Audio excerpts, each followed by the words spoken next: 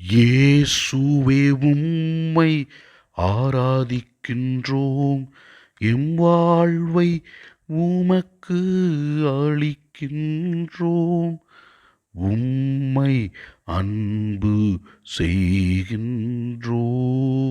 நிலையான குருவாக இருந்து எங்களுக்கு தேவையான ஆசீர்வாதங்களை நாள்தோறும் கொடுக்கின்ற இயேசு ஆண்டவரே, நீர் செய்கிற எல்லா நன்மைகளுக்கும் நன்றி சொல்லி உம்மை ஆராதிக்கின்றோம். மெல்கிசதேக்கின் முறைப்படி நீர் என்றென்றும் குருவே என்று முதல் வாசகம் கூறுகின்றது.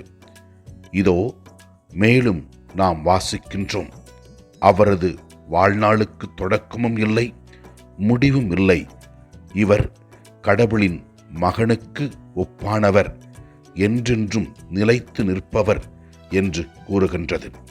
இயேசு ஆண்டவர் இந்த உலகத்தில் மெசியாவாக பிறந்து நிலையான குருவாக என்றென்றும் இருப்பார் என்பதை தெளிவுபடுத்துகின்றது முதல் வாசகம்.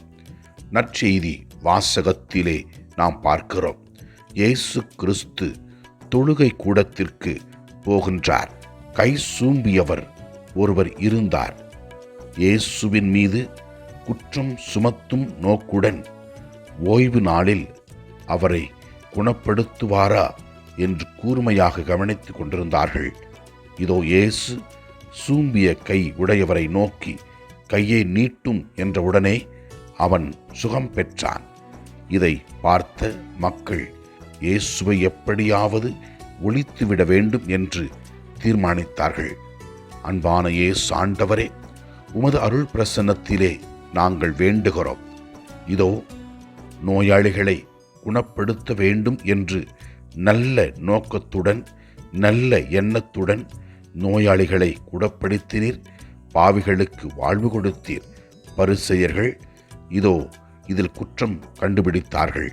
ஆனால் இது என்றுமே நல்லதை செய்கிற இறைவனாக என்றுமே வாழ்கிறவராக இருக்கின்றீர்.